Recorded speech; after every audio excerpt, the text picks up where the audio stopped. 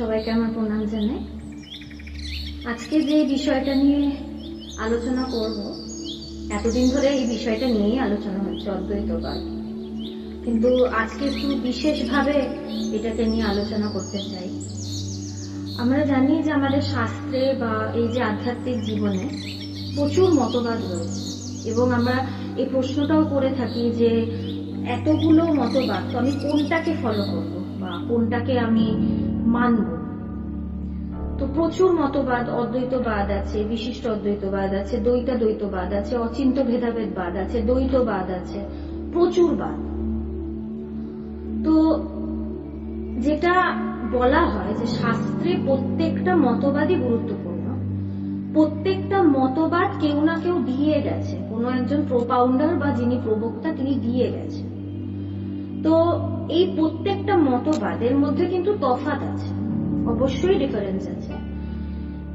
এই মতবাদগুলো এসছে যারা দিয়ে গেছে তাদের অনুভব থেকে, যে যেরকম অনুভব করেছে সে সেরকম মতবাদ দিয়ে গেছে। তাই বলে কোনো মতবাদকে আমি ছোটও বলবো না, বড়ও বলবো না, কারণ প্রত্যেকটা অনুভবের যে গভীরতা, তারতম্য সেখান থেকে আসছে। কিন্তু এই প্রত্যেকটা মতবাদের মধ্যে সবচেয়ে যেটা অ্যাবসলিউট বা সবচেয়ে উচ্চ যে সিদ্ধান্তটাকে ধরা হয় সেটা হচ্ছে বেদান্ত বা অদ্বৈতবাদ, মানে যেখানে দুই নেই, একের প্রসঙ্গে আলোচনা করা হয়, এক নিয়ে আলোচনা করা হয়। এবং এই বিষয়টা, এই বেদান্তের বিষয় হচ্ছে আমি নিজে। তো এটাই হচ্ছে অদ্বৈতবাদ, যে যেখানে এক ছাড়া দ্বিতীয় বস্তু নেই, সেই এক ব্রহ্মই আছে। এবং এইটাকে চরম কেন বলা হচ্ছে? কারণ এই অনুভবটা চরম, এর পরে আর আলাদা করে কিছু অনুভব করার নেই। তো আমি প্রথমে বিভিন্ন মতবাদ দিয়ে এগোতে পারি, কিন্তু আমার গন্তব্যস্থল হচ্ছে সেই অদ্বৈতের জায়গা, যেখানে এক ছাড়া দ্বিতীয় নেই। তো এখন যেটা প্রশ্ন সবাই করে যে এই অদ্বৈতবাদটা কিসের জন্য দরকার, কেন আমি বেদান্ত আলোচনা করব, বেদান্ত আলোচনায় আমার কি আসবে যাবে, আমার কি ভালো হবে কি খারাপ হবে। তো এই আগের দিন আমরা দেখছিলাম যে পবিত্রানন্দ মহারাজ এই যে পৃথিবীর যে সমস্যা, সেটা সমাধানের কারণ যেটা, সেই সমাধানের এতে বলেছে যে বেদান্তই সমাধান। এবং স্বামীজি অনেক বছর আগেই বলে গেছিলেন যে বেদান্তই হচ্ছে ভবিষ্যতের ধর্ম। কারণ স্বামীজি বুঝেছিলেন যে বছরের পর বছর, যুগের পর যুগ ধরে ঋষিমুনিরা এই সাবজেক্টটাকে বনের মধ্যে রেখেছেন। এটা খালি সাধু সন্ন্যাসীদের বিষয় ছিল আগে, কিন্তু যদি আরো পেছনে ফিরে যাই তাহলে দেখব যে একদম প্রথমে উপনিষদ বা বেদান্ত চর্চা কিন্তু ব্রাহ্মণেরা করতেন না, সেটা রাজা মহারাজারা করতেন। এটা রাজা মহারাজাদের বিষয় ছিল। তো এখন যদি তাদের কথা ভাবি, আমরা তো 4 জন 5 জনকে নিয়ে ঘর করি, বা আরেকটু বেশিও আমার পরিবার হতে পারে, 10 জন 12 জন 15 জন, কিন্তু একটা গোটা সাম্রাজ্য চালাতে তো আমাকে হয় না, যেটা সেই যুগে রাজা মহারাজাদের চালাতে হতো। একটা সাম্রাজ্য চালানো ভীষণ কঠিন। তো তারা এই বিষয়টা নিয়ে আলোচনা করছে। তো তার মানে বুঝতে হবে যে সংসার করলেও এই অদ্বৈতবাদ বা এই যে বেদান্ত, অদ্বৈত বেদান্ত, এটা নিয়ে চর্চা করা যায়। রাজা জনক বিরাট বড় একটা উদাহরণ। তো এইটা স্বামীজি বলেছিলেন যে ঋষিমুনিদের মধ্যে যেটা সীমিত হয়ে পড়েছিল, সেটাকে আস্তে আস্তে মানুষের ঘরে ঘরে ছড়াতে হবে। কথাটা কেন বললেন? অবশ্যই এই কারণেই বলেছিলেন, কারণ তিনি বুঝেছিলেন যে বেদান্তটা প্রত্যেক জনের দরকার। এটা শুধু ঋষিমুনিদের বিষয় হয়েছিল বলেই আমাদের এত সমস্যা হয়ে গেছে। তাই এটা ঘরে ঘরে মানুষের কাছে পৌঁছানো দরকার। এবং গুরু মহারাজজিও এই সমস্যার সমাধানটাই আমাদেরকে দিয়েছিলেন, যে আমাদের জীবনে যে সমস্যাগুলো আছে সেটা ভেদের কারণ। এটা দেববাণীতে স্বামী বিবেকানন্দ বলছেন যে বৈষম্যের জন্য, যেহেতু এত ভেদাভেদ, এই জন্যই আমাদের কিন্তু এত সমস্যা। আমরা ভেদ দেখছি এবং সেইভাবেই আমরা জগৎটাকে ব্যবহার করছি।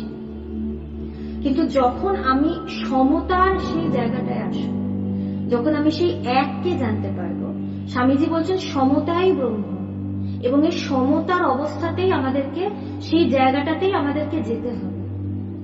এবং তখনই ঠিক ঠিক আমাদের ভেতরে এই একের যখন বোধ হবে, তখন আমি বাইরেও একাকার দেখব। এবং আমি যখন একবার আমার ভেদাভেদ উড়ে যাবে, তখন আমি দেখবো যে আগেও কোথাও কোনো সমস্যা ছিল না, এখনো নেই, ভবিষ্যতেও হবে না। সমস্যাটা আমাদের মনে, মনই আমাদের বদ্ধ করে এবং মুক্তিটাও মনেই হয়। এখন আমরা, আমাদের জগতের এখন অবস্থাটা কিরকম, দড়ি টানাটানির মতো। আমিও দড়ি ধরে আছি, উল্টো দিকেও একজন দড়ি ধরে আছে, সেও ছাড়বে না, আমিও ছাড়বো না, টানাটানি করছি, আমার হাত কাটছে। সিম্পল সলিউশন কি, না দড়িটা ছেড়ে দাও। তোমাকে তো ধরে টানাটানি করতে কেউ বলেনি, ঠাকুরও বলেননি, আগে যারা যারা মহাপুরুষরা এসেছিল কেউ বলেনি যে জগতের দড়ি টানাটানি নিয়ে তুমি থাকো বা এই খেলাটা তুমি খেলো। যখন দেখছো দড়ি টানতে গিয়ে জগতের এই বিভিন্ন বস্তুর সাথে আমরা দড়ি লাগিয়ে সেটা হাতে করে রেখেছি, লাগাম, আর আমরা মনে করি লাগামটা ছুটে গেলে মানে আমার সব গেল।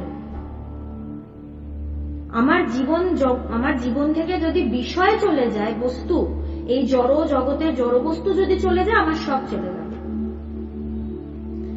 কিন্তু এই যে দড়িটা ধরে আছি, এইটাই হচ্ছে আমার সব গেল, শান্তি আনন্দ সব গেল। স্বামীজির কথায় ছেড়ে দাও রজ্জু, বলো ওম তৎসৎ ওম। কি বলছেন, রজ্জুটা ছাড়তে বলছেন, কারণ ওটা টানাটানি করতে গিয়ে তো হাত কেটে যাচ্ছে। তাই বলছে যে দড়িগুলোকে ছাড়ো, মানে মনের যা যা যেই জায়গায় তুমি মনগুলোকে ইনভেস্ট করে রেখেছো, আসক্তিগুলোকে, এটাই সমাধান। এবং বেদান্ত আমাদেরকে এই সমাধানটা দেয়। এই জন্যই বেদান্তই একমাত্র প্রয়োজন। এখন এই জগতের যে অবস্থা, মানুষকে যদি কিছু উদ্ধার করতে পারে সেটা হচ্ছে বেদান্ত। আমরা এই প্রশ্নটা করি না যে কেন এত সমস্যা, এই সমাজের এত কেন হবে। এখন আমি তাকে একটাই কথা বলি যে সমস্যার সমাধান তো মহাপুরুষরা যুগ যুগ ধরে বলে আসেন, সেগুলোকে কেন পালন করছেন না? অন্য লোকের দোষ দিয়ে তো লাভ নেই, নিজের দোষ দেখাই ভালো। মায়ের কথা, দোষ দেখবে নিজে, তাই নিজের দোষটা দেখুন। এবং দেখুন যে তারা যে রাস্তাটা আমাদেরকে দেখিয়ে চলেছেন, সে রাস্তাটাই আমরা হাঁটছি না। হাঁটলেই আর কোনো সমস্যা নেই। সত্যি কথা, আগে দুঃখ দেখতাম, এখন খুঁজে খুঁজে দুঃখ পাই না। এখন কথাটা ভুলেই গেছি, দুঃখ যে কি জিনিস মানে আমার স্মৃতিতেই নেই যে ব্যাপারটা কি। তো এটাই বেদান্ত চর্চার ফলই হচ্ছে।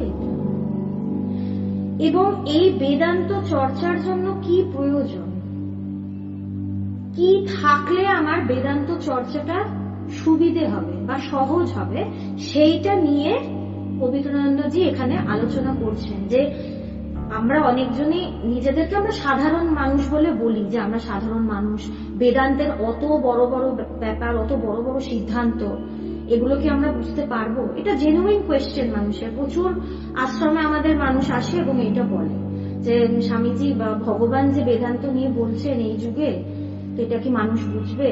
এত গভীর ব্যাপার। তারপরে আবার ব্রহ্মে, যেখানে কোনো আকার সাকারের ব্যাপার নেই, যেখানে কিছুই দাঁড়াতেই দেওয়া হয় না, নেতি নেতি মানে সবকিছু ছেটেই উড়িয়ে দেওয়া হয়, এইটা মানুষ কি করে নেবে, কি করে মানে মানুষ এই বিষয়টা নিয়ে এগোবে? তো এইটা নিয়ে পবিত্রানন্দজি আলোচনা করছেন যে অদ্বৈত বেদান্তের জন্য যেটা দরকার সেটা হচ্ছে সূক্ষ্মাতি সূক্ষ্ম বিষয়টা, খুব সূক্ষ্ম। আমাদের দেহটা না স্থূল, এটাকে আমরা স্পর্শ করছি, অনুভব করছি। মনটাকেই আমরা ঠিক করে ধরতে পারি না, মনটাও খুব সূক্ষ্ম। মনের ভিতরে হাজারটা চিন্তা, কোন সময় কি চিন্তা করছি কিছুর সাথেই আমরা অবগত নই। কখন কোন চিন্তা আসছে না আসছে, কিছু কিছু চিন্তা ধরতে পারি, যেগুলো মানে আমরা সারাদিন ধরে চিন্তা করি। আমাদের চিন্তার ক্ষেত্রের মধ্যে থাকে আমাদের পরিবার, আমার প্রফেশন, খাওয়া দাওয়া, টাকা পয়সা, একটু ভোগ। কিন্তু এছাড়াও তো প্রচুর চিন্তা। তো ওই চিন্তাগুলোই ধরতে পারি না। আর মন, ব্রহ্ম তো মানে একদমই এইসব কিছুর পারে, মানে সেটা কত সূক্ষ্ম। তো এটা সূক্ষ্মাতি সূক্ষ্ম বিষয়, যেটা ধরা খুব কঠিন। তাই এর ধারণা করার জন্য কি চাই? সূক্ষ্ম মস্তিষ্ক চাই। সূক্ষ্ম বিষয় নিয়ে থাকার জন্য আমার মস্তিষ্কটাও সূক্ষ্ম হতে হবে। ধারালো মনের অধিকারী না হলে অদ্বৈত তত্ত্ব বুদ্ধিতে ধারণা হয় না। যদি বুদ্ধির মধ্যে ধার না থাকে তাহলে বেদান্ত কিন্তু ধারণায় আসবে। এখন সবার বুদ্ধি একরকম নয়। স্বামীজির যেরকম আধার ছিল আমাদের সবার তো সেরকম নয়, এক একজনের এক এক রকম, কম বেশি। তো এখন এই প্রশ্নটাও আসে যে আমার যদি সেরকম বুদ্ধি না হয় তাহলে কি আমি বেদান্ত চর্চাই করতে পারবো না? সেটা কিন্তু নয়। বেদান্ত সবাই চর্চা করতে পারে, সবাই।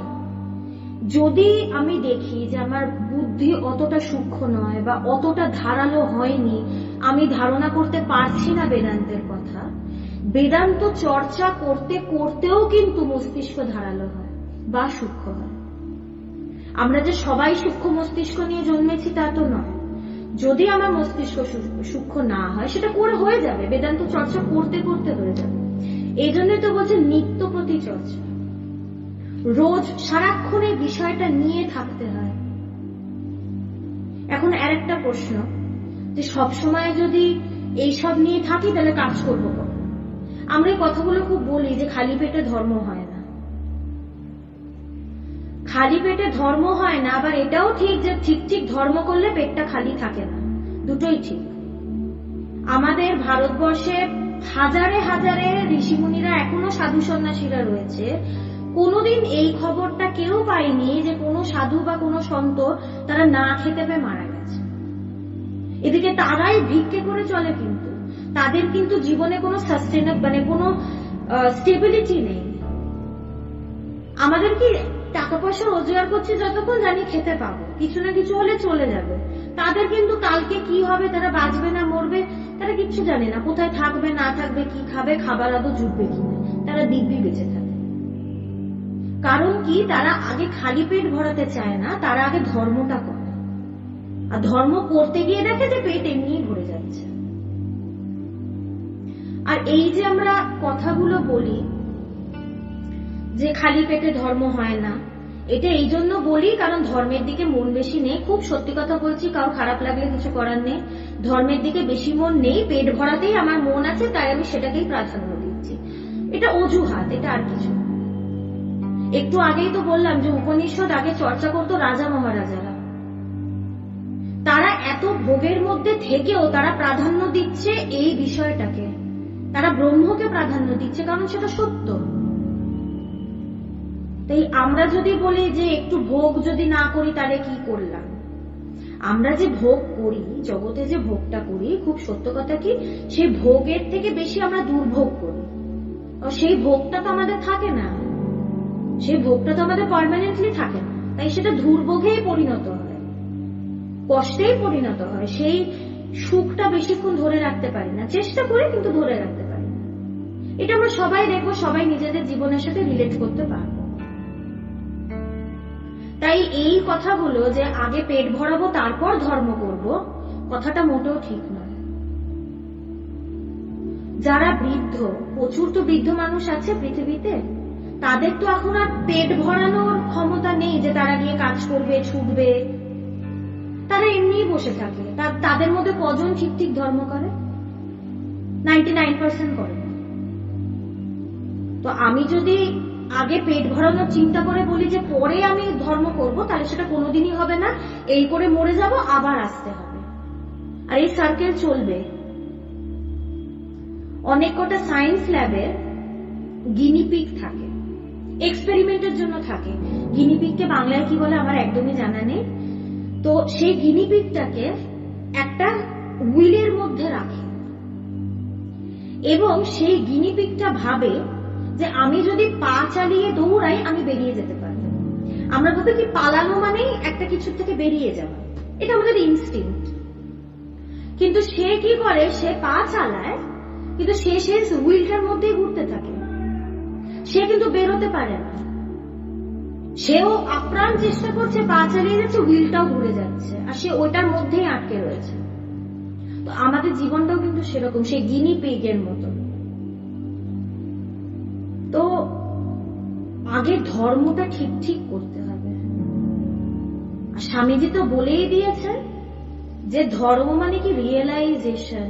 কি রিয়েলাইজ করব? এইটা রিয়েলাইজ করব যে আমি সেই নিত্য শুদ্ধ বুদ্ধ মুক্ত আত্মা, এবং এই রিয়েলাইজেশনের পরে ব্রহ্মজ্ঞান আঁচলে বেঁধে যেথা সেথা যাও। আমরা কি করি? আঁচলে না বেঁধে তার আগেই যেটা সেটা চলে গেছি, এই জন্য পথ হারিয়েছি। ঠাকুর তো বলে দিয়েছেন ব্রহ্মজ্ঞানটা আঁচলে বাঁধো, তারপরে তুমি যেটা সেটা যাও, তারপরে কোনো চিন্তা নেই। কিন্তু এখন যদি আঁচলে না বেঁধেই চলে যাই, তাহলে তো আসল পথ থেকে তো হারিয়ে যাব। তখন আবার খুঁজতে হবে যে যদুবাবুর বাড়িটা যেন কোথায়, হারিয়ে ফেলেছি তো, অনেক দূরে চলে গেছি। তারপর গুরুও বলবেন এই রাস্তায় যাও, এদিক থেকে বাদিক যাও, ডান দিক যাও, দেখবে একটু ভেতরে গিয়ে যদুবাবুকে পাবে। তো তাই আগে আঁচলে বেঁধে নিতে হবে। আঁচলে গিটটা মেরে নিলে আর কোনো সমস্যা নেই, কিন্তু না বেঁধে চলে গেলে মুশকিল। আগে বট গাছ হই, তাহলে কোনো সমস্যা নেই। তাহলে ঝড় আসুক, আমফান আসুক, ফণী আসুক, জিয়াস আসুক, যাই ঝড় আসুক, বট গাছ কিন্তু দাঁড়িয়ে থাকবে, সেটা উপরে পড়বে না, এবং সেখানে হাতি বাঁধলেও কোনো অসুবিধে নেই। কিন্তু চারা গাছ যদি থাকি, সেই গাছ যদি বড় না হয়, তাহলে ছাগলে খাবে, আর ঝড়টর আসলে সেটা উপরেও যেতে পারে। তো তাই এইটা আগে করতে হবে, এইটা উদ্দেশ্য। অজুহাত দিলে তো সময় নষ্ট, অজুহাত দিয়ে দিয়ে তো এই অবস্থা। পেটের চিন্তা করে করে যখন কিছু হচ্ছে না, তাহলে ঠাকুরের কথা একটু চিন্তার মোড়টাকে ঘুরিয়ে দেখি না কি হয়। এই আলোচনাটা আগেও করেছি যে ঋষিমুনিরাও আগে বাইরেই খুঁজেছিল, তারা আগে জগতেই সত্যটাকে খুঁজেছিল, কিন্তু সেখানে পায়নি। কিন্তু এইটাও দেখতে হবে, তারা যে বহির্মুখীন থেকে অন্তর্মুখীন হলেন, এটা কি বোঝায়? যে তাদের মনটা জগতের দিকে ছিল না, তাদের মনটা সত্যর দিকে ছিল। তাই কিন্তু তারা অন্তর্মুখীন হতে পেরেছে, কারণ তারা প্রায়োরিটাইজ করেছে সত্যকে। যদি জগতের প্রতি মন থাকতো, তাহলে তারাও পেটের চিন্তা করতো, বলতো ধর্ম পরে করো। কিন্তু সত্যের প্রতি তাদের এতটাই ভালোবাসা, তারা সত্যটাকে এমন ভাবে জানতে চায় যে তারা যেই দেখেছে জগতে সত্য নেই, জগতে আমি প্রকৃত শান্তি আনন্দ পাচ্ছি না, তারা সঙ্গে সঙ্গে তাদের পদ্ধতিটা পাল্টে ফেলে অন্তর্মুখী হয়ে। তাই আমাদেরকেও ভালোবাসতে হবে সত্য। নিজের আসল পরিচয় যদি না জানি, তাহলে কি লাভ হলো? সবকিছু জানলাম, নিজেকেই জানলাম না। স্বামী পবিত্রানন্দজি বলছে যে সবকিছু জানলাম, নিজেকে জানলাম না। আমাদের জগতের মানুষের তো এই অবস্থা। স্বামীজি মহারাজ তাদেরকে বলছেন যে জগতের মানুষ কি জ্যান্ত মরার দল। জ্যান্ত মরা মানে আপাত দৃষ্টিতে দেখা যাচ্ছে জ্যান্ত, কিন্তু অ্যাকচুয়ালি মরা। প্রাণ সঞ্চার কখন হয়? যখন নিজের স্বরূপকে জানতে পারি, তখনই তো ওইটাই তো বাঁচিয়ে তোলে আমাদেরকে, সেটাই আমাদেরকে প্রাণ সঞ্চার করে। তাই যদি ঠিক ঠিক বাঁচতে চাই, যদি ঠিক ঠিক খেয়ে দে মজা লুটতে চাই, তাহলে বেদান্ত ছাড়া আর কোনো রাস্তা নেই। এবং এই বেদান্ত চর্চার জন্য লাগবে সূক্ষ্ম বুদ্ধি, যেটা শুরুতে না থাকলে আমার কনসা সূক্ষ্ম বুদ্ধি ছিল বা আছে। বেদান্ত চর্চা করেছি গুরুর কৃপায়, গুরু যতটা বুঝিয়েছেন ততটা বুঝেছি, করতে করতে ঠিক হবে। বেদান্ত একটা প্রচন্ড পজিটিভ সাবজেক্ট। এখানে কোনো জায়গায় বলা নেই এ পারবে না, সে পারবে না। হয়তো ক্রাইটেরিয়া দিয়েছে যে এই দরকার, এই জিনিসগুলো দরকার, কিন্তু আমি পারবো যে, এটাও কিন্তু বলে দিয়েছে। আমি যদি না পারতাম, তাহলে এত কথা তো মহাপুরুষরা বলে যেত না। এই প্রশ্নটা আমরা করি যে আমরা সাধারণ মানুষ, আমরা কি এইগুলো নিয়ে থাকতে পারবো? যদি না পারতাম, তাহলে তারা তাদের এনার্জি ক্ষয় করে এত কথা বলতো কেন? তারা তো সেই ব্রহ্মেই বুধ হয়ে থাকতে পারত। স্বামীজি বিদেশে একবারে তার নিজের কথা না ভেবে ওই জন্য তো স্বামীজির এত শরীর খারাপ হলো। স্বামীজি এই কথাটাও বলেছিল যে আমি বিদেশে গিয়ে ভুলে গেছিলাম যে আমার একটা শরীর আছে। কেন ভুলে গেছিলেন? কারণ তিনি মানুষের কথা ভেবেছিলেন। মানুষের কথা ভাবতে গিয়ে তিনি নিজের কথাই ভুলে গেছেন। কিরকম নিঃস্বার্থ, কিরকম প্রেমিক মানুষ তিনি। তিনি দিনরাত না খেয়ে না দিয়ে দিনের পর দিন বেদান্ত শুনিয়ে গেছেন। কেন? কারণ মানুষের এটাতে সমাধান হবে, তাই আমাদেরকেও বিশ্বাস করে চর্চাটা করতে হবে। এবং এখানে যে বুদ্ধির কথা বলছে, আমাদের শাস্ত্রে বুদ্ধিরও কিন্তু ভাগের কথা বলা আছে। যোগাবাশিষ্ট সার ঋষিতা এটা নিয়ে আলোচনা করে, ওর আলোচনা এটা এসছে কিনা জানি না, আমি তাও আরেকবার বলে দিচ্ছি। 4 রকম বুদ্ধির কথা বলা আছে। যে একদম প্রথমে পাথরের বুদ্ধি, এটা আগেও নিয়ে বলেছি, আবার রিপিট করছি, কারণ প্রত্যেকটা লাইভে সবাই থাকে না। যাদের পাথরের বুদ্ধি, পাথরে পেরেক যদি মেরে মেরে ঢুকাতে চাই, পেরেক বেঁকে যাবে কিন্তু কিছুই ঢুকবে না। তো অনেকজনের বুদ্ধি সেরকম হয়, পাথরের মতো, মানে হাজার বলছে সে কিছুই বোঝে না, কিছু ঢোকেই না। তাও ঢুকে বেরিয়ে গেল সেটা আলাদা ব্যাপার, সেটা আরেকটু উচ্চ মানের বুদ্ধি, কিন্তু একদম শুরু থেকে কিছুই ঢুকছে না। তাদের জন্য কিন্তু আধ্যাত্মিকতায় জায়গা আছে, তাদেরকে কিন্তু বাদ দেওয়া হয়নি। তাদেরকে কি বলছে? যাদের এরকম বুদ্ধি, তোমরা নাম কীর্তন করো। নাম কীর্তনে তো অত ভাবনা চিন্তার ব্যাপার নেই। একটা গান, একটা সুর আছে, একটা তালের সাথে তুমি মজে গিয়ে নাম কীর্তন করো। তাদের জন্য কিন্তু রাস্তা বলা আছে। আমাদের সনাতন ধর্ম ভীষণ সুন্দর, এখানে সবার স্থান আছে, এখানে কাউকে বাদ দেওয়া হয়নি, এখানে সবার কথা ভেবে সব উপায় বলা আছে। এখন হ্যাঁ, এইটা ম্যাটার করছে যে উপায়টা আমি নিয়ে আমার কাজে লাগাবো কিনা। ইমপ্লিমেন্টেশনের জায়গায় কাউকে খুঁজে পাওয়া যায় না। বকাউল্লাহ সোনাউল্লাহকে পাওয়া যায়, করিমুল্লাহকে পাওয়া যায় না যে করবে। সে কথা বলবে, শুনবে, কিন্তু কাজের বেলায় কেউ নেই। কাজটা করতে হবে। তো এরপরে এর থেকে আরেকটু উচ্চ মানের বুদ্ধি হচ্ছে রাবারের বুদ্ধি, রাবার বধ বুদ্ধি। রাবারে কি, যদি পেরেক ঢোকাই, সেটা যতটা ঢোকাবো ঢুকবে, কিন্তু আবার যদি সেটাকে ছেড়ে দিই, সেটা কিন্তু স্প্রিং এর মতন বেরিয়ে আসবে। কারণ রাবারের নেচারটাই হচ্ছে ইলাস্টিসিটি, স্প্রিং এর মতন, সেটা আবার স্প্রিং খেয়ে বেরিয়ে আসবে।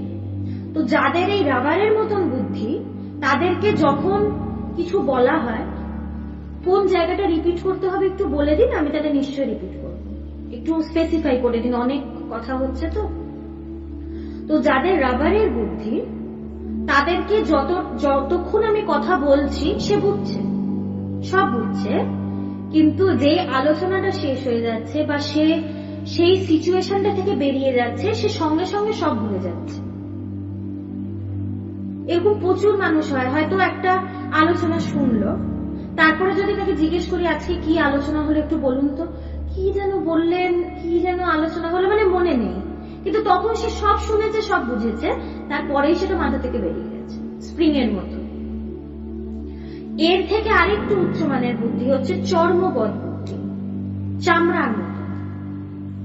চামড়ায় যতটুকু পেরেক ঢোকায় সেটা ততটুকুই গেথে থাকে, ততটুকুই সেটা গেথে থাকে, সেটা বেরোয় না। এবং সবচেয়ে উচ্চ মানের বুদ্ধি হচ্ছে তেলের মতন, তৈল ধারাবধ। যখন একটা তেলের পাত্র, একটা তেল যখন আরেকটা পাত্রে ঢালা হয়, সেটা কিন্তু এক ধারায় পড়ে, মাঝখানে কোনো গ্যাপ থাকে না। জলের কিন্তু গ্যাপ থাকে, ছিদ্রে ছিদ্রে পড়ে, তেলের কিন্তু থাকে না। তো যাদের তৈলবধ বুদ্ধি, তাদের কোনো গ্যাপ নেই, মানে তাদেরকে যেটা বলবে তারা সঙ্গে সঙ্গে বুঝতে পারবে। এটাই হচ্ছে সূক্ষ্ম ধারালো বুদ্ধি। তাই আমার যদি এরকম, যদি আমি দেখি মিলিয়ে যে আমার হয়তো সেরকম বুদ্ধি সৌকর্ষ নেই, আমার অবশ্যই উন্নতি করার স্কোপ আছে। যত বেদান্ত চর্চা করব তত আমার বুদ্ধি শুদ্ধ হবে। বাপি চৌধুরী কিছু একটা মানতে পারছেন না, আমি একটু দেখে নিচ্ছি। রজগুণ পূর্ণ না হলে সত্যগুণের উত্তরণ হয় না। স্বামীজি কেন আমেরিকাকে সামনে নিয়ে এলেন, ঠিক এই মুহূর্তে একজন তমগুণী ও বেদান্তের ব্যাখ্যা শুনছেন। স্বামীজির আমেরিকার কথাটা আমি সামনে নিয়ে এলাম একটা কনটেক্সটে, তার ভালোবাসার পরিচয়টা দেওয়ার জন্য। তিনি যে মানুষকে বেদান্ত বলেছেন, বেদান্তটা দরকার বলেই বলেছেন, এই কনটেক্সটে আমি কথাটা বলছি। এখানে আমি গুণের কোনো প্রসঙ্গই আনিনি। তাদের ভালোবাসার পরিচয়টা দেওয়ার জন্য, যে তিনি নিজের কথা চিন্তা না করে তিনি এটা করেছেন। তিনি রজগুণ নিয়ে বেদান্ত বলেছেন মানুষকে সত্যগুণে উপনীত করার জন্য। এখানে না মানার আমি কোনো কথা বলিনি, ওই কনটেক্সটে আমি কথাটা বললাম যে মানুষকে তিনি যে একসময় বলেছিলেন যে বেদান্ত হচ্ছে ভবিষ্যতের ধর্ম, এটা তার কাজ দেখেই বোঝা যায় যে তিনি মানুষকে বেদান্ত শোনাবার জন্য সারা পৃথিবী ছুটে বেরিয়েছেন।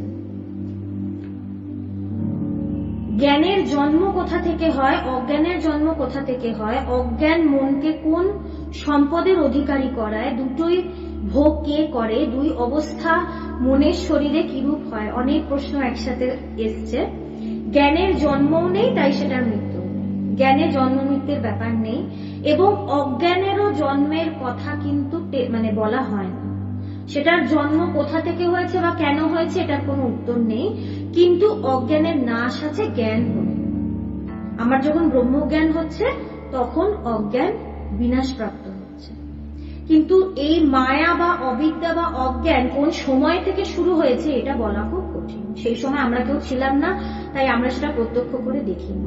ঠাকুরকেও জিজ্ঞেস করা হয়েছিল যে এই জগতের সৃষ্টি কোথা থেকে, এই মিথ্যা সৃষ্টি কোথা থেকে। ঠাকুর খুব সুন্দর উত্তর দিয়েছিলেন। ঠাকুরের উত্তরটা আমি বলছি। তিনি বলেছিলেন জগৎ সৃষ্টি হওয়ার সময় যে মিটিংটা হয়েছিল সেই মিটিং এ তিনি ছিলেন না। তিনি যদি না থাকেন তাহলে আমার তো থাকার প্রশ্নই নেই। তাই এই প্রশ্নের উত্তরটা দেওয়া খুব কঠিন। অজ্ঞান মনকে কোন সম্পদের অধিকারী করায়, কোন সম্পদের অধিকারী করায়? অজ্ঞান কোন সম্পদের অধিকারী আমাদের করায় না। সম্পদ বলতে আমি একমাত্র আমার পরিচয়কেই বুঝি, সে ব্রহ্মই একমাত্র আমার সম্পদ। যদি অজ্ঞান থেকে কোনো সম্পদ পেতাম তাহলে একটু জীবনে শান্তি আসতো, সেটা তো আসে না। তাই অজ্ঞান আমাদেরকে কোনো সম্পদেরই অধিকারী করে না। অজ্ঞান একমাত্র আমাদের ঝামেলার মুখের সামনে এনে দেয়, একমাত্র কষ্টের অধিকারী করে আমাদের, আর কিছু অধিকার সেটা আমাদের দেয় না। দুটো ভোগ কে করে? দুটো ভোগই আমার মন করে। দুঃখ আমার মনে, সুখও আমার মনে। মনেই বদ্ধ, মনেই মুক্ত। আমার মনই দুটো ভোগ করে। দুই অবস্থা মনের শরীরে কিরূপ হয়? অজ্ঞানের ফলে আমি নিজেকে এই দেহ বলে বুঝি। আমি ভাবি কি আমি এই শরীর, এটাই আমার আসল পরিচয়। এবং আমাদের এই দেহ বুদ্ধি থেকেই এত আসক্তি, এবং আসক্তির ফলেই আমাদের এত দুঃখ কষ্ট। শরীরের দুঃখ তো আছেই, শরীরে রোগ রয়েছে, এবং এই শরীরের সাথে আমি যেগুলোর সাথে সম্পর্ক করেছি, আমার শরীরের সাথে অনেক কিছুর সম্পর্ক, প্রচুর মানুষের সম্পর্ক, প্রচুর বস্তুর সম্পর্ক।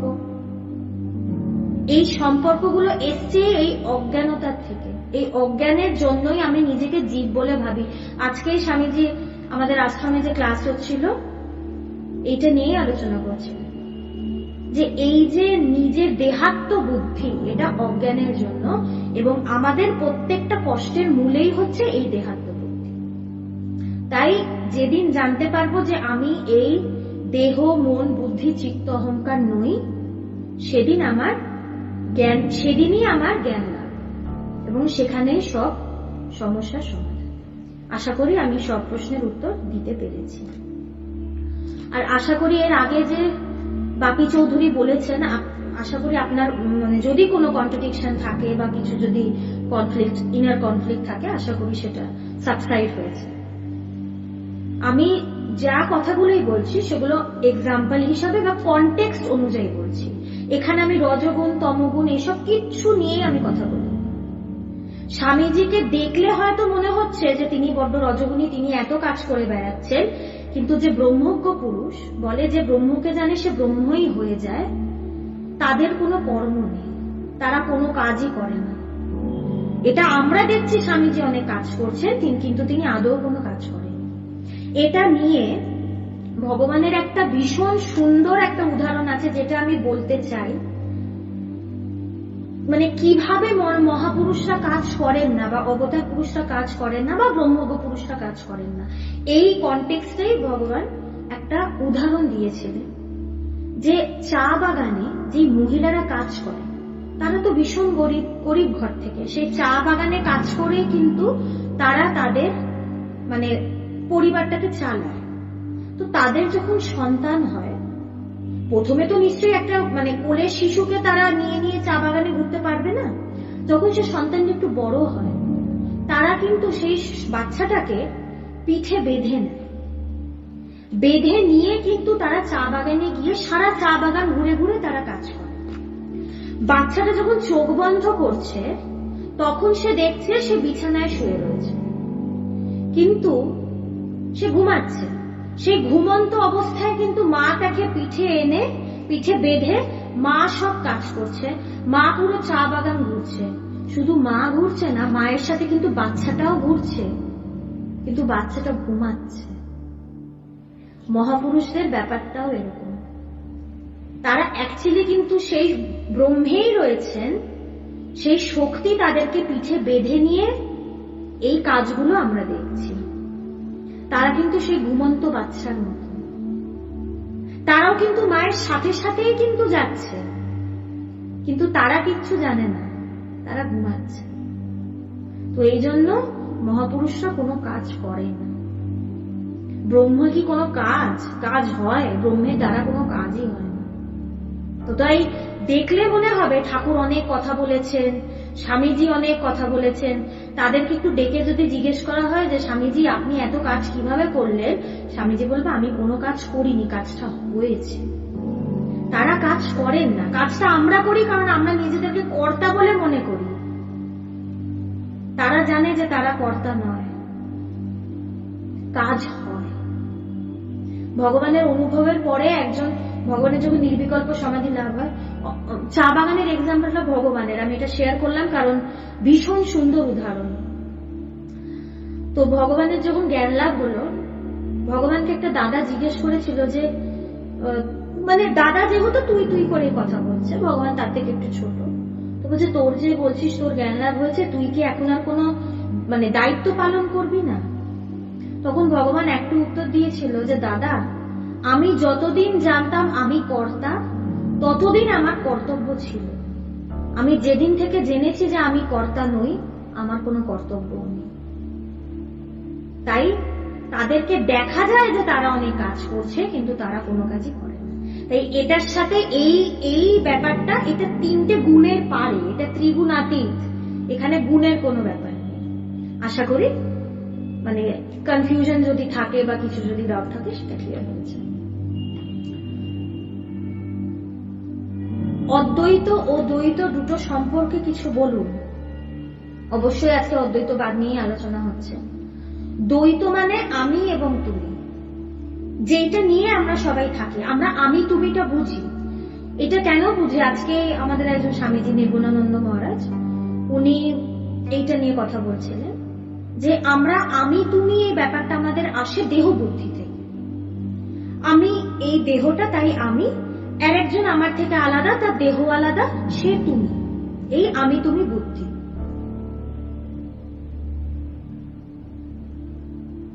আচ্ছা, বাপি চৌধুরীর প্রশ্ন আমি একটু পরে আসছি, হ্যাঁ, আমি একটু উত্তরটা দিয়ে নিই।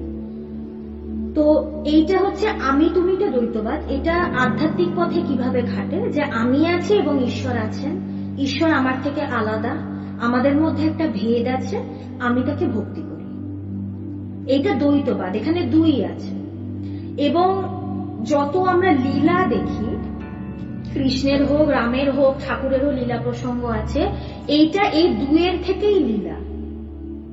ব্যবহারে দুই হলেই কিন্তু ব্যবহার, একে কিন্তু কোনো ব্যবহার নেই। যেখানে এক আছে সেখানে ব্যবহার কি করে হবে? সে কাকে ব্যবহার করবে, সে কি ব্যবহার করবে? সেখানে তো এক ব্রহ্ম ছাড়া কিছু নেই। এই দুইয়ে এত লীলা, দুইয়ে এত ব্যবহার। তো ভক্তি পথে এই দ্বৈতবাদ নিয়েই মানুষ এগোয়, কিন্তু ভক্তি থেকেও অদ্বৈতে যাওয়া যায়। সব পথেরই কিন্তু, যেই পথে আমি যাই না কেন, পুকুর কিন্তু প্রত্যেকটা পথের সাথেই কানেক্টেড। তো ভক্তি এই দ্বৈতবাদ থেকেও অদ্বৈতবাদে যাওয়া যায়। তো এই দ্বৈতবাদের পরে আসে বিশিষ্ট অদ্বৈত। বিশিষ্ট অদ্বৈত মানে এই যে জীবাত্মা পরমাত্মার যে কনসেপ্ট, মানে আমি ছোট, আমি জীব, আমার ভেতরে ছোট আত্মা, এবং পরমাত্মা আমি তার একটা অংশ। এটা হচ্ছে বিশিষ্ট অদ্বৈত, আমি তার একটা অংশ। এবং অদ্বৈত হচ্ছে এখানে কোনো ভেদও নেই, দুইও নেই, অংশেরও ব্যাপার নেই। এখানে এক আমি আছি, মানে সেই ব্রহ্মই আছে, এবং এটাই চরম সিদ্ধান্ত। এবার বাকি চৌধুরীর প্রশ্নের উত্তরে আসছি। আমি পুরো নামটা বলছি, আমি কিছু শ্রীযুক্ত বা এরকম কিছু করছি না, কিছু মনে করবেন না। বেদান্তে রূপ, নাম, ভাব সর্বোপরি এই তিন অবস্থার মধ্যে কি গুণকে অস্বীকার করা হয়? বেদান্তে তো রূপ, নাম, ভাবের পারের কথা বলছে। শুরুতে রূপ নামের কথা বলছে মানুষকে বোঝানোর জন্য। কারণ আমি হঠাৎ করে একজনকে বললাম যে ব্রহ্মসত্য জগৎ মিথ্যা, সে কিছুই বুঝবে না, কারণ সে জগৎটাকে দেখছে, সে অনুভব করছে, তাই তাকে শুরুতে বলতে হবে। কিন্তু আলটিমেটলি তো বেদান্তে বলছে যে রূপ মিথ্যা, নাম মিথ্যা, ভাবও মিথ্যা। এখানে তো এটার পারের কথা বলা হচ্ছে, তো অবশ্যই এখানে গুণের ব্যাপার নেই। ব্রহ্ম ত্রিগুণাতীত, তিনটে গুণের অতীত সেই জায়গা। ব্যবহারিক ক্ষেত্রে আমার গুণ আছে, আমি যখন ব্যবহারিক এই জগতে আছি, তখন অবশ্যই আমার গুণের ব্যাপার রয়েছে, তখন অবশ্যই আমাকে সত্য রজতম স্বীকার করতে হবে। কিন্তু সেই জায়গায় অদ্বৈত বেদান্তে সেখানে কোনো গুণের ব্যাপার নেই। গুণ মানেই তো সেটা বিশেষ, এবং গুণ কিন্তু ভাগ আছে, এবং গুণও পরিবর্তন হয়। একজন শুধুই তমগুণী বা শুধুই রজগুণ তা কিন্তু নয়, তিনটে গুণই সবার ভিতরে কম বেশি মাত্রায় থাকে। কখনো তমগুণ বাড়ে, তো কখনো রজগুণ বাড়ে, তো কখনো সত্যগুণ বাড়ে। কিন্তু সেই জায়গায় সেখানে কোনো ভেদ নেই, কোনো গুণ নেই, কোনো বিশেষ নেই, সেটা নির্বিশেষ, ত্রিগুণাতীত, নির্গুণ ব্রহ্ম। এই জন্যই তো বলে নির্গুণ ব্রহ্ম, যেখানে গুণ নেই। তাই সেখানে এই প্রসঙ্গটা আসে। কিন্তু অবশ্যই ব্যবহারিক জগতে এগুলোকে অবশ্যই অস্বীকার করা যাবে না, অবশ্যই এটা স্বীকার করতে হবে। এটা শাস্ত্রেই রয়েছে, ত্রিগুণের কথা, তিনটে গুণের কথা তো আমরা শাস্ত্রেই পাই। বিবেক চূড়ামণিতে শঙ্করাচার্য বলছেন যে তমগুণী তাকে চেষ্টা করতে হবে রজগুণে উত্তীর্ণ হওয়ার, যে রজগুণী তাকে চেষ্টা করতে হবে সত্যগুণে উত্তীর্ণ হওয়ার। এবং সত্যগুণের পরেও কিন্তু একটা গুণ আছে, সেটা হচ্ছে শুদ্ধ সত্যগুণ। শুদ্ধ সত্যগুণ হচ্ছে সেই ব্রহ্মকে জানার যে ব্যাপার, এটাই হচ্ছে শুদ্ধ সত্যগুণ। এই শুদ্ধ সত্যগুণ আমাদের এই বাকি তিনটে গুণকে গ্রাস করে, এবং তখনই এই শুদ্ধ সত্য গুণও একসময় থাকে না, আমরা এর পারে সেই ব্রহ্মকে জানতে পারি। তো এই তিনটের ব্যাপার অবশ্যই শুরুতে আলোচনা করা হচ্ছে। কেন আলোচনা করা হচ্ছে? তিনটে গুণের, এই তিনটে গুণের পারে যাওয়ার জন্য এটার আলোচনা করা হচ্ছে। তাই প্রাধান্যটা পারে যাওয়া, প্রাধান্যটা তিনটে গুণ। আশা করি একটু উত্তর কিছু দিতে পারলাম।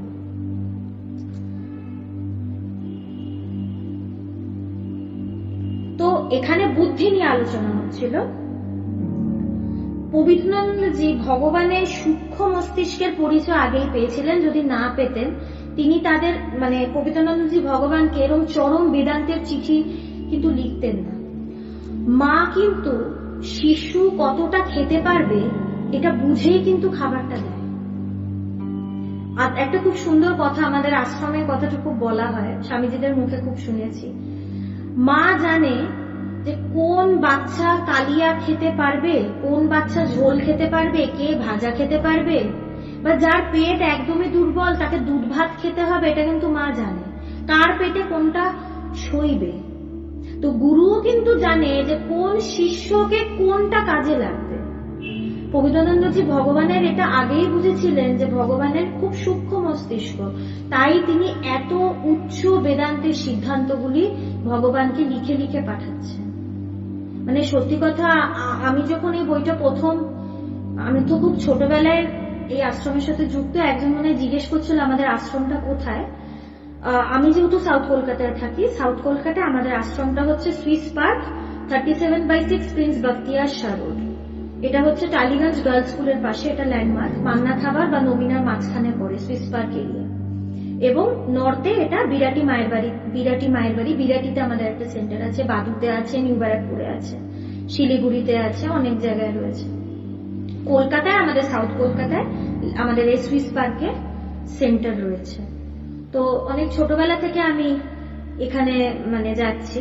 তো ছোটবেলা থেকে আমি মানে যখন এই বেদান্ত সাধনা মানে যেই আমাদের বইটা প্রকাশনীটা আছে, এটা এই চিঠিরই একটা সংকলন, যখন খুলতাম কিচ্ছু বুঝতাম না।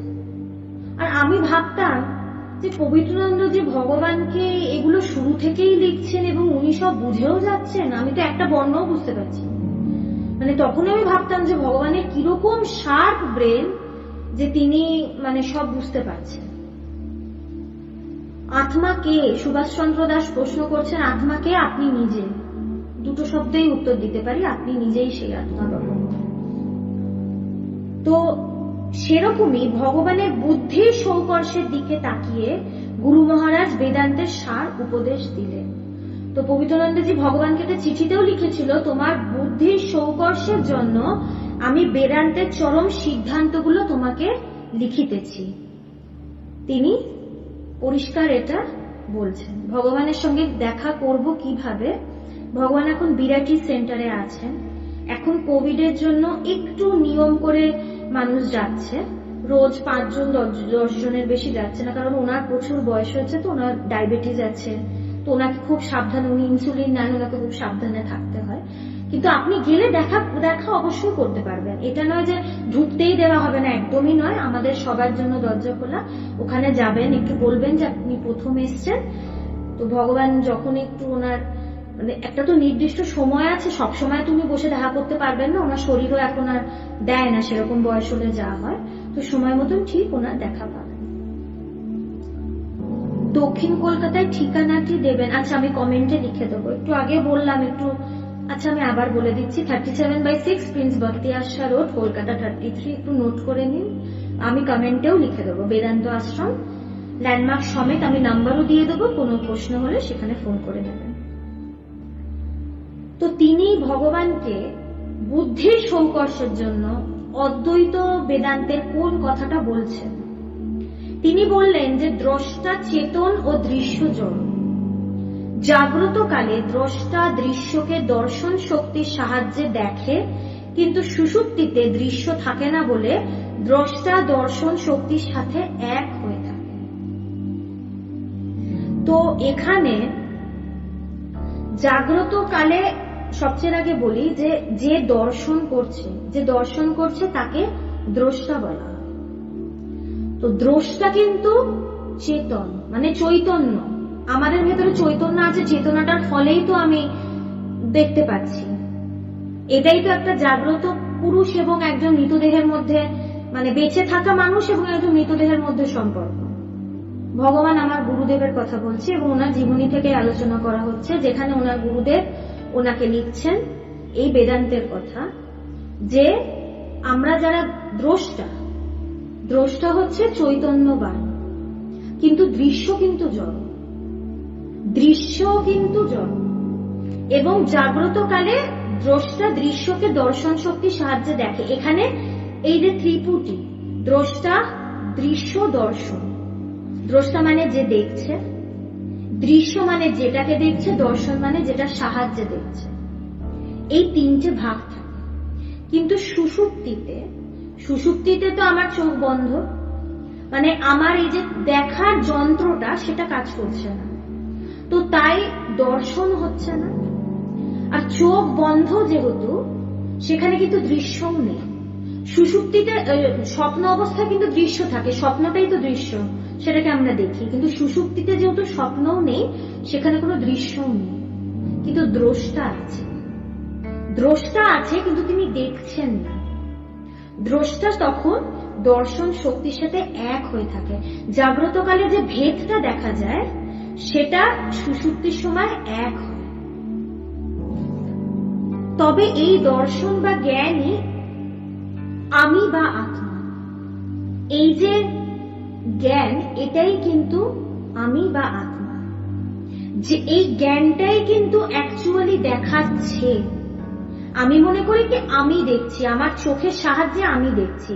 আমি মানে কি, আমার মন বা বুদ্ধি বা এই শরীরকে আমি বুঝি। কিন্তু জ্ঞানটা যদি না থাকে, সেই চৈতন্যটা যদি না থাকে, আমি কিন্তু দেখতে পারবো না। একটা মৃত মানুষের যদি আমি মানে চোখের পলকটা যদি ফাঁক করে দিই, সে কিন্তু কিছু দেখতে পারবে না, কারণ তার ভেতরে সেই চৈতন্যটা তখন নেই, তার ভেতরে কনসিয়াসনেস নেই। সেই জ্ঞান কিন্তু আমাদেরকে দেখাচ্ছে, সেই জ্ঞানই কিন্তু সবকিছু প্রকাশ করছে। সেই জ্ঞানের জন্যই কিন্তু আমরা সবকিছু জানতে পারছি।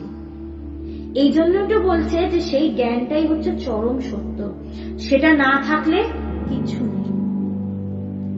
একটা এই যে কিছুদিন আগে লতা মঙ্গেশকর তিনি দেহ রাখলেন, তাকে নিয়ে যে এত মাতামাতি হচ্ছে, গান স্যালুট দেওয়া হচ্ছে, তিনি কিন্তু কিচ্ছু জানেন না, কারণ তার ভেতরে সেই চৈতন্য বা সেই জ্ঞান নেই। সেই আত্মা সেই খোলসটাকে ত্যাগ করেছে, তিনি কিন্তু কিচ্ছু জানেন না। তাই বুঝতে হবে কি, এই জ্ঞানটা আছে বলে আমি সবকিছুকে জানতে পারছি। চলমান দৃশ্য জড়, কারণ দৃশ্যটার মধ্যে যে চলছে সে বস্তুটাই তো জড়। তো জড় তো অবশ্যই। আমার দৃশ্যটা চলমান হতে পারে, কিন্তু যেই বস্তুটা চলছে, বস্তুটা তো আছে, তাই তো সেটা চলছে বা স্থির হচ্ছে। অবস্থা তো একটা বস্তুর হয়। আমার দৃশ্যটা চলছে মানে কি, বস্তুটা চলছে, তো বস্তুটা তো জড়, অবশ্যই সেটা জড়ই হবে। দৃষ্ট মানে কি? দৃষ্ট মানে যেটাকে দেখছি, যেটা দর্শন আমি পাচ্ছি, সেটাই দৃষ্ট।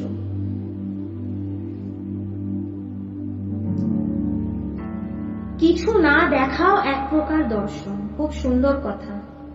আমি যে কিছু দেখছি না, এটাও কিন্তু একটা দর্শন। আমি এটা দেখলাম যে আমি কিছু দেখলাম না। আমরা যে বলি অন্ধকারে আমি কিছু দেখতে পাচ্ছি না, অন্ধকারটাকে তো দেখতে পাচ্ছি, তার মানে আমার দর্শন সেখানে আছে।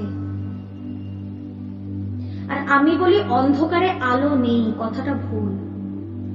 আলো আছে, না হলে অন্ধকারটা দেখতে পেতাম না। আলোর সাহায্যে তো দেখতে পাই। অন্ধকারটা দেখছি মানে কোথাও না কোথাও আলো আছে, যেটা সাহায্যে অন্ধকারটা দেখতে পাচ্ছি। আমি যে কিছু দেখতে পাচ্ছি না, এইটা যে দেখলাম, এটাও এক ধরনের দর্শন। দৃশ্য বস্তুর ভাব বা অভাবকে সিদ্ধ করে বিশুদ্ধ দর্শন। তাই দর্শন বা জ্ঞান শত সিদ্ধ বস্তু, এটাই প্রকৃত আমি। কি বলছে? দৃশ্য বস্তুর ভাব বা অভাবকে সিদ্ধ করে বিশুদ্ধ দর্শন। তো দর্শনই বলে দেয় একটা দৃশ্য আছে না নেই, এটাই বুঝিয়ে দেয় যে একটা দৃশ্য আছে না নেই। তাই দর্শন বা জ্ঞান শত সিদ্ধ, এবং এটাই প্রকৃত আমি, সেই জ্ঞানটাই আমি। পবিত্রানন্দজি অদ্বৈত জ্ঞানের শিখরে অবস্থান করতেন, তাই তার লক্ষ্য ছিল সকলকেই অদ্বৈত ভূমিতে আরোহণ করানো। তিনি কট্টর বৈদান্তিক ছিলেন এবং তিনি তার শিষ্যদেরকে এই বেদান্তের কথাই বলতেন। দ্বৈত, বিশিষ্টাদ্বৈত ও অদ্বৈতবাদের মধ্যে কাল্পনিক ভেদ সৃষ্টি করা হয়েছে তা তিনি অবগত ছিলেন। তো এই ভেদের কথা আমরা বলি যে তিনটে একদমই আলাদা, কিন্তু এই ভেদটা কাল্পনিক। কেন কাল্পনিক বলছে? কারণ কি, চরম জায়গায় গিয়ে দেখা যাচ্ছে যে সবাই সেই এক ব্রহ্মই। তাই এই ভেদগুলো কাল্পনিক। এটাই চরম, যে সেই জায়গায় কোনো ভেদ নেই। আমরা এই ভেদাভেদটা করেছি এক একজনের মতবাদকে প্রাধান্য দেওয়ার জন্য, কিন্তু আলটিমেটলি এই ভেদগুলো কাল্পনিক। সেই জায়গায় কোনো ভেদ নেই, সব একাকার। কিন্তু তার চরম জ্ঞান সব পথকেই গ্রহণ করে সমন্বয় করতে শিখিয়েছিলেন। পবিত্রানন্দজি কিন্তু কট্টর অদ্বৈতবাদী ছিলেন, কিন্তু তিনি কোনোদিন অদ্বৈতবাদ ছাড়া যে অন্য মতবাদকে ছোট করব, অবহেলা করব, তুচ্ছ করব, এটা কিন্তু তিনি কোনোদিনই করেননি। তিনি তার পক্ষে করাটাও সম্ভব না, কারণ যিনি অদ্বৈতবাদী তিনি তো সব জায়গায় এক দেখছেন, তার দৃষ্টি তো সবসময় এককে দেখছে। তো তিনি কাকে গ্রহণ করবেন, কাকে বাদ দেবেন, তিনি কাকে ছোট করবেন, কাকে বড় করবেন, এইটাই তো স্বামীজির ভাষায় সমতা, সমতা দর্শন। তো এখানে তার কিছু গ্রহণ করারও নেই, কিছু বাদ দেবারও নেই, কিছু ছোট বড়ও করার ব্যাপার নেই। তিনি সবকিছুকে একই চোখে দেখতেন, কারণ প্রত্যেকটা মতবাদী আলটিমেটলি সবাইকে সেই জায়গাতেই নিয়ে যাবে। ঠাকুর বলছেন যে যত মত তত পথ, কারণ তিনি বুঝেছিলেন যত মত তত পথ, যত পথই হোক না কেন গন্তব্যস্থল এক, পথ অনেক হতে পারে। তো এই অনুভব তো স্বামী পবিত্রানন্দ মহারাজেরও হয়েছে, তাই তিনি কোনোদিনই কিছুর মধ্যে ভেদাভেদ করতে পারেন। সাথে কোনো পথই যেন মাঝ রাস্তায় থেমে না গিয়ে চরমে পৌঁছায়, সেটাই পবিত্রানন্দজির মূল লক্ষ্য ছিল। তো এতদিন যারা আলোচনাটা নিয়মিত ফলো করেছেন তারা নিশ্চয়ই বুঝতে পারছেন যে পবিত্রানন্দজি এমন একজন গুরু, তিনি কোনো সময় কোনো দুর্বলতাকে স্থান দেয়নি, বা তিনি সবসময় এইটা লক্ষ্য করেছেন যে শিষ্য যেন এক জায়গায় দাঁড়িয়ে না থাকে, তার যেন সবসময় উত্তরোত্তর বৃদ্ধিটা হয়। চরৈবেতি শাস্ত্রের কথা, যে এগিয়ে যাও, তুমি থেমে থেকো না, এগিয়ে যাও।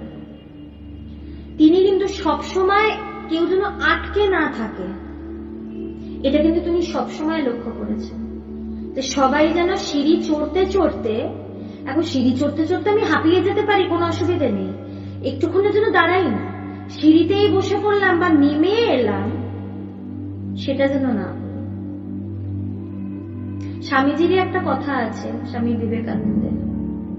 স্বামীজি বলছেন যে তুমি পাহাড়ে উঠছ, তুমি অনেকটা পথ অতিক্রম করলে, এবার তুমি ভীষণ তুমি হাঁপিয়ে গেছো, কিন্তু তখন তুমি যদি ভাবো যে আমি গিভ আপ করে আবার নেমে যাই, সেইটা করো না। তুমি পেছন ফিরে দেখো যে তুমি কতটা পথ অতিক্রম করে অলরেডি চলে এসছো। অতটা পথ যদি তুমি অতিক্রম করতে পারো, পুরোটাও তুমি অতিক্রম করতে পারবে। আর সামনে তাকিয়ে দেখো আর তো অল্প একটু বাকি, তুমি কেন গিভ আপ করবে? তাই পবিত্রানন্দজিও কোনোদিন তার শিষ্যদেরকে হাল ছাড়তে দেয়নি। কোমর বেঁধে শিষ্যের সাথে তিনি এবং কাঁধে কাঁধ মিলিয়ে তিনি লড়েছেন। এই ব্রহ্মকে লাভ করার যুদ্ধ তো শুধু একটা শিষ্য করেন না, গুরুও সাথে করেন।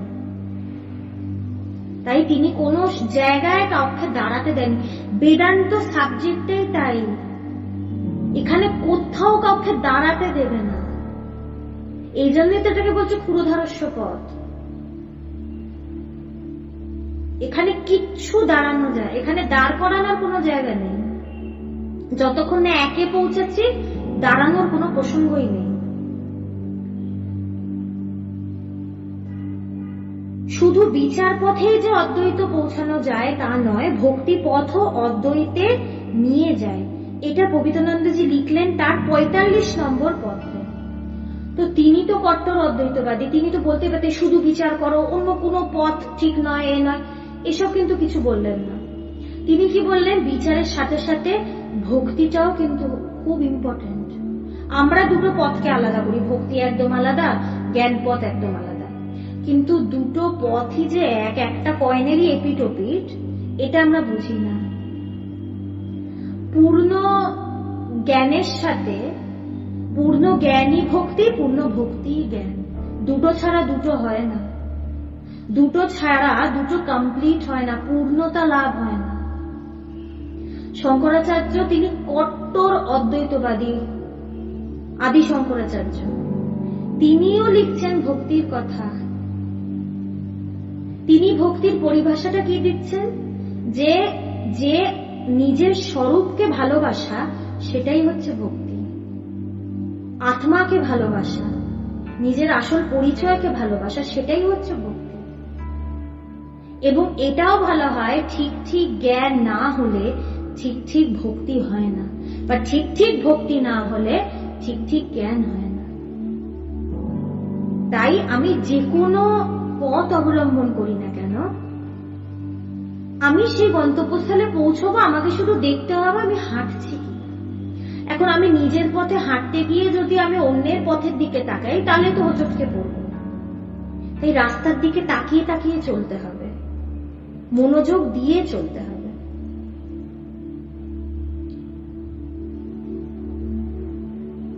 আচ্ছা, প্রশ্ন আসছে, আমি একটু আলোচনাটা আরেকটু করলে এই চ্যাপ্টারটা শেষ হয়ে যাবে, তারপর আমি উত্তর দিচ্ছি। তিনি বললেন, ভক্তি অত্যন্ত সুন্দর, কিন্তু ঈশ্বরকে যতক্ষণ নিজের থেকে আলাদা বলে ধারণা করছি, ততক্ষণ আমি আধ্যাত্মিক পথে প্রাথমিক শিক্ষার্থী হয়ে থাকি। কারণ নিজের থেকে আলাদা ঈশ্বর থেকে ভক্তি প্রার্থনা করতে হয়, ফলে ভক্তি সীমিত হয়ে পড়ে। তো তিনি কি বলছেন, যে ভক্তি দিয়েও তুমি এগোতে পারবে। আজকে এই যে আমরা বলছি বেদান্তের কথা, কিন্তু বেদান্ত শ্রবণ কার থেকে করি? গুরুর থেকে করি। তো গুরুকে যদি ভক্তি না করি, তাহলে আমি কতটা নিতে পারবো? তো ভক্তির প্রসঙ্গ থাকবে। আর যদি ঠিক ঠিক ভক্তি করি, যদি ঠিক ঠিক ভক্তির পথে হাঁটি, প্রথমে আমার দুই থাকবে, প্রথমে আমি তুমি থাকবে, কিন্তু সেটা আলটিমেটলি গিয়ে সেই এক আমিতেই ঠেকবে, ঠিক আমিতেই ঠেকবে। তো এখানে কি বলছেন, যে আমি যতক্ষণ নিজেকে ঈশ্বরের থেকে দূরে করে রাখছি, আলাদা করে রাখছি, ততক্ষণ আমি আধ্যাত্মিক পথে প্রাইমারি লেভেলেই রয়েছি। আমার পিএইচডিটা কখন হবে, বা পোস্ট পিএইচডিটা কখন হবে? যখন আমি বুঝবো আমি আর তিনি এক, কোনো ভেদ নেই। কিন্তু যদি আত্মাকেই ঈশ্বর বলে ভাবতে পারি, তখন ভক্তি অপরোক্ষ, নিরবয়ব ও অসীম জ্ঞান বা প্রেমে পর্যবসিত হয়। যেটা একটু আগে শঙ্করাচার্যের কথা বললাম, যে তিনি কি বলছেন, যে নিজের স্বরূপকে, আত্মাকে বা ঈশ্বরকে যদি আমি তাকে যদি বিষয় করে আমি তাকে ভালোবাসি, তাকে যদি ভক্তি করি, তাহলে সেই ভক্তির থেকে আমি সেই অপরোক্ষ জ্ঞানটা ঠিক লাভ করে নেব।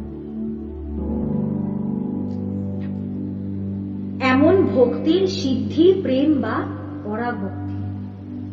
যেই ভক্তি থেকে সেই জ্ঞানের স্ফুরণ, সেটাই হচ্ছে পরাভক্তি। আমরা বলি যে কৃষ্ণের গোপীরা বিরাট বড় ভক্ত, শুধু তা নয়, তারা বিরাট বড় জ্ঞানী। কারণ কৃষ্ণের যাওয়ার পরে তারা বেশিটা সময় সমাধিস্থ হয়ে থাকতেন। তারা তো ভীষণ বড় ভক্ত, তাদেরকে ঋষিমুনিরা পুজো করতো, এত বড় ভক্ত।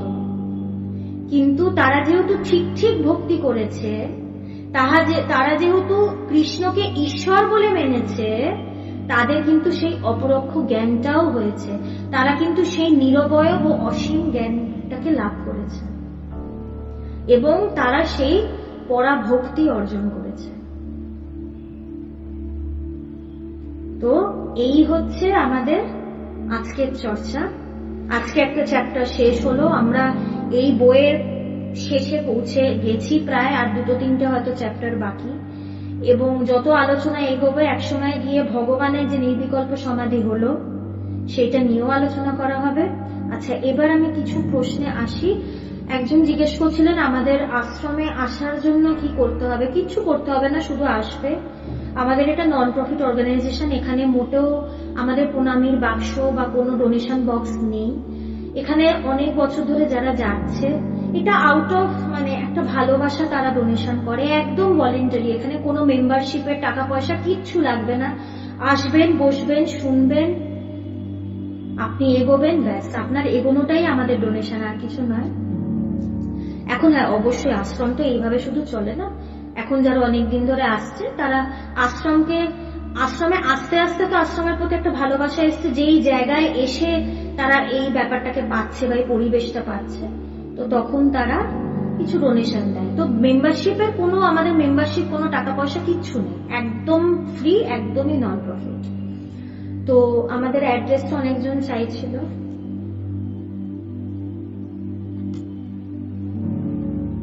এই গ্রন্থটির নাম জিজ্ঞেস করছেন, এটা হচ্ছে দ্য গ্রেটেস্ট।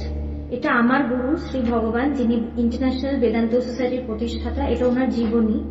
এটা নিয়ে আলোচনা করা হচ্ছে কারণ উনি এখনো দেহে আছেন। ব্রহ্মজ্ঞ পুরুষ এরকম পাওয়া যায় না, এখন তো দেখতেই পাওয়া যায় না। আমি ভাগ্য করে শুধু ওনাকে দেখেছি তা না, ওনার সঙ্গও পেয়েছি। যা কথা বলছি সবই ওনার শেখানো, নিজের থেকে কিছুই বলার আমার ক্ষমতা নেই। I will provide the address. I have already said it twice, but আমি আবার রিপিট করছি, একটু নোট করে নিন বা আমি কমেন্টে গিয়েও লিখে দিই, আমি ফোন নাম্বারও দিয়ে দেবো।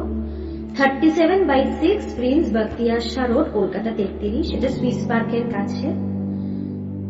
এবং চাইলে যদি পার্সোনালি কন্ট্যাক্ট করেন ফোন নাম্বার দিয়ে দেবো, সেখানে আপনাকে ম্যাপটাও ডিরেকশনটাও দিয়ে দেবো। আমাদের গুগল ম্যাপেও ঠিকানাটা রয়েছে, তাই অসুবিধা হবে না।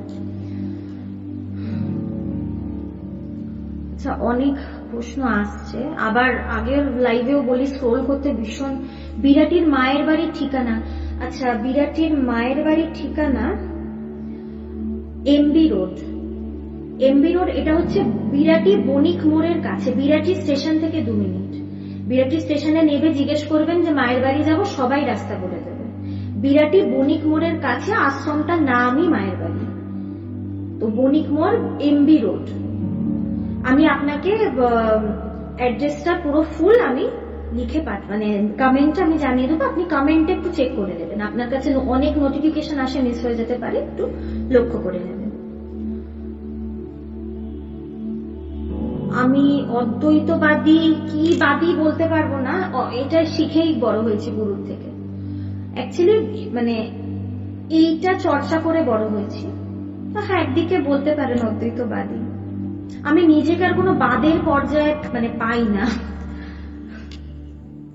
বন্ধনতা কাকে বলে? বন্ধনতা বলে অ্যাকচুয়ালি কিন্তু কিছু নেই। আমার মনই আমাকে কল্পনা করে বদ্ধ করে রেখেছে। বন্ধন এটা একটা মনের কল্পনা, এটা আদৌ নেই। তো যত আমি আধ্যাত্মিকতা চর্চা করব তত আমি এটা বুঝতে পারবো।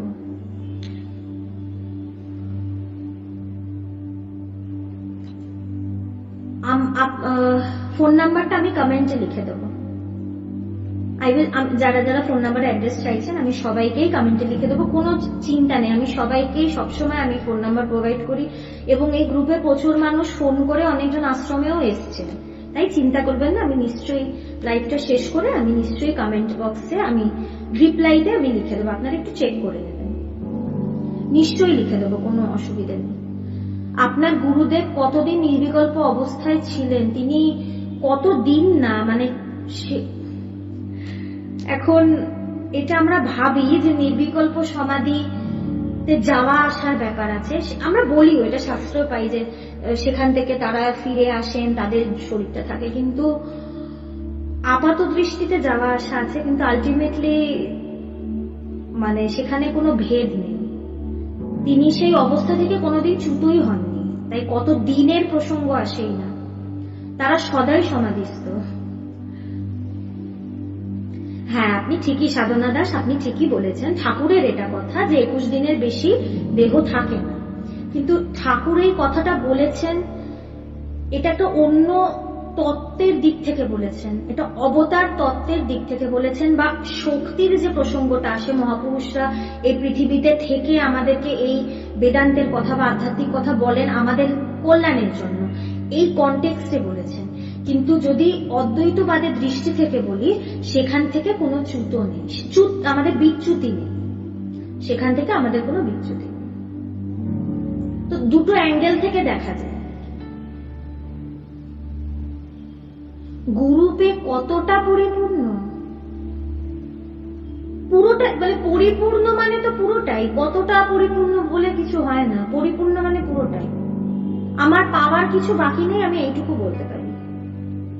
আমি সব পেয়ে গেছি। আমার বয়স খুবই কম, আপনারা যারা শুনছেন 90% থেকে আমি ছোট বা 100% থেকেও ছোট হতে পারি। আমি এই ছোট বয়সেই আমি বলছি যে আমার কোনো চাওয়া পাওয়া নেই। আমার গুরুকে পেয়ে আমি সব পেয়ে গেছি, আর খুব ভাগ্য করে আমি তাকে পেয়েছি। এবং শুধু এমনি গুরু পাইনি, স্বয়ং ব্রহ্মজ্ঞ গুরুকে পেয়েছি। এবং আমার গুরু শুধু আমার কাছে গুরু না, আমি তাকে ভগবান ছাড়া আমি অন্য চোখে দেখতেই পারি না। অনেকজন অ্যাড্রেস, ফোন নাম্বার চাইছে। আমি একটা কাজ করব, সবার কমেন্টে না লিখে এই গ্রুপে যারা অ্যাডমিন আছেন আমি তাদের সাথে আলোচনা করে একটা পোস্ট, আমি ইন্ডিয়ান মংস পেজেই একটা পোস্ট দিয়ে দেওয়ার চেষ্টা করব, যেখানে আমাদের সেন্টার, ফোন নাম্বার সব থাকবে। কারণ অনেক কমেন্ট আসছে, তো আলাদা করে যদি মিস হয়ে যায় সে ঠিকানাটা পাবে না। তো আপনারা একটু পোস্টে একটু দেখে নেবেন। হ্যাঁ, আমি একটু কথা বলে আমি একটা ডিটেলড আমি পোস্ট দিয়ে দেবো উইথ ডিরেকশনস এন্ড এভরিথিং। তো আপনারা একটু পোস্টটা দেখে নেবেন, ওটাই আমার মনে হয় সুবিধা হবে।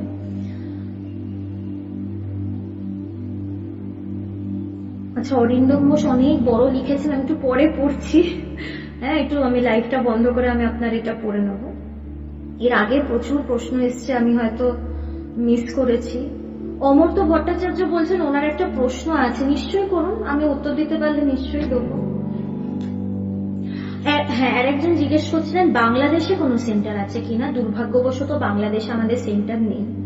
অবশ্যই ইচ্ছা আছে, ওখানে যদি কোনো আমাদের সংস্থা হয় তাহলে তো ওখানের মানুষও আলোচনাটা করতে পারবে। ভগবান তো বরিশালেরই মানুষ, তিনি সেখানেই তার জন্ম, কিন্তু সেখানে আমাদের কোনো সেন্টার করে হয়ে ওঠেনি আর কি। তিনি খুব ছোট বয়সে এদিকে চলে আসেন। তো কোনোদিন যদি ভবিষ্যতে হয় নিশ্চয়ই আমি জানাবো আপনাকে।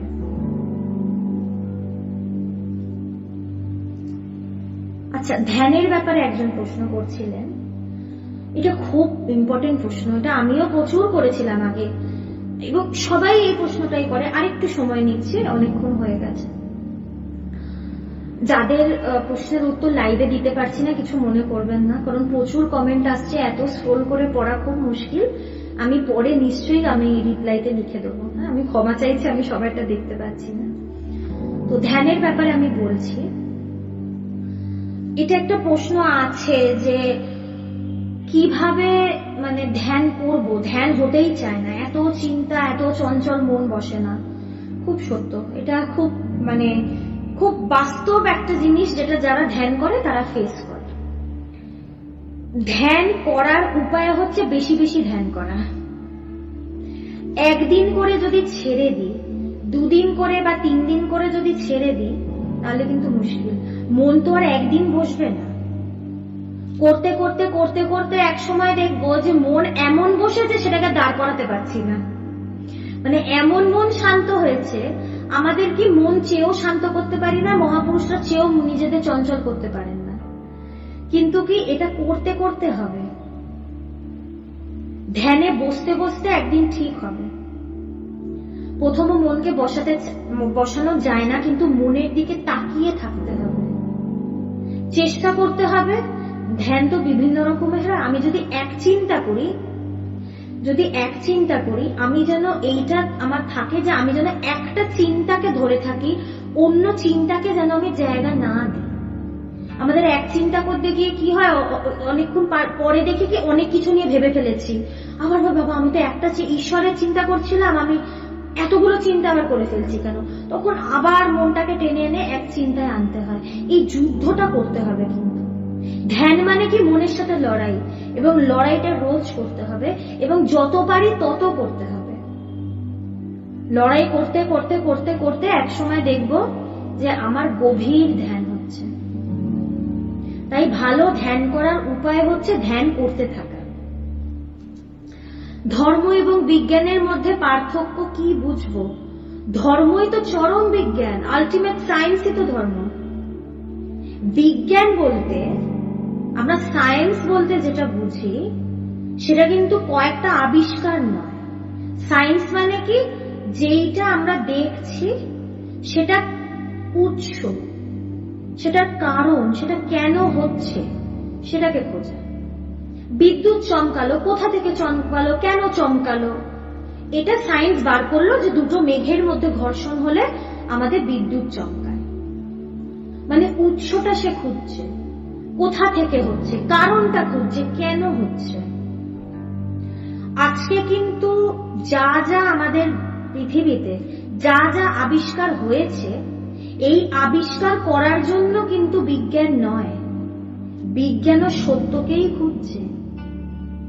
এই সত্যকে খুঁজতে গিয়ে বাই প্রোডাক্ট হিসাবে এই আবিষ্কারগুলো হয়ে গেছে, কিন্তু সেও খুঁজছে যে এই সৃষ্টির উৎস কোথায়, এই সৃষ্টির পেছনে সত্য কি। বিজ্ঞানও কিন্তু একই জিনিস খুঁজছে, পার্থক্য হচ্ছে বিজ্ঞান জগতে খুঁজছে আর বেদান্ত যেটা হচ্ছে ইনার সায়েন্স, সেটা অন্তর্মুখী, সেটা ঋষিমুনিরা ভেতরে খুঁজে অনেক আগে পেয়ে গেছে। দুটোর মধ্যে মোটেও তফাৎ নেই। আধ্যাত্মিকতা সত্যকে খুঁজে পেয়ে গেছে, বিজ্ঞান বাইরে এখনো খুঁজছে, তাই দুটো একই, পার্থক্য কিচ্ছু নেই।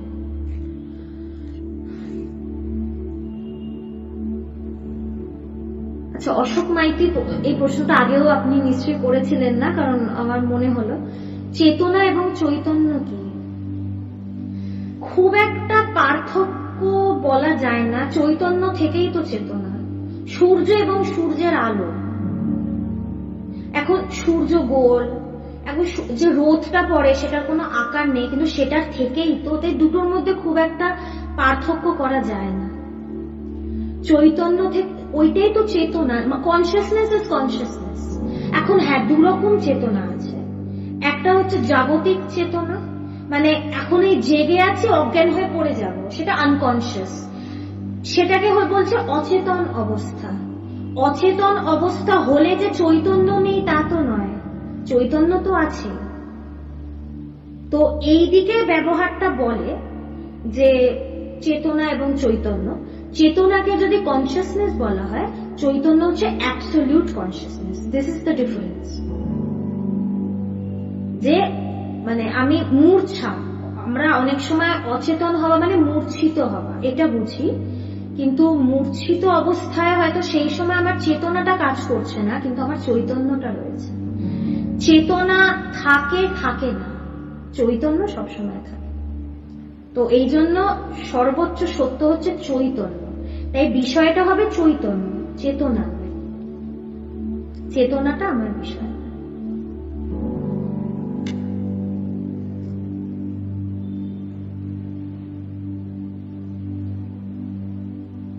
আচ্ছা, সাধনা দাস আমার গুরুর ব্যাপারে কিছু জানতে চাইছেন।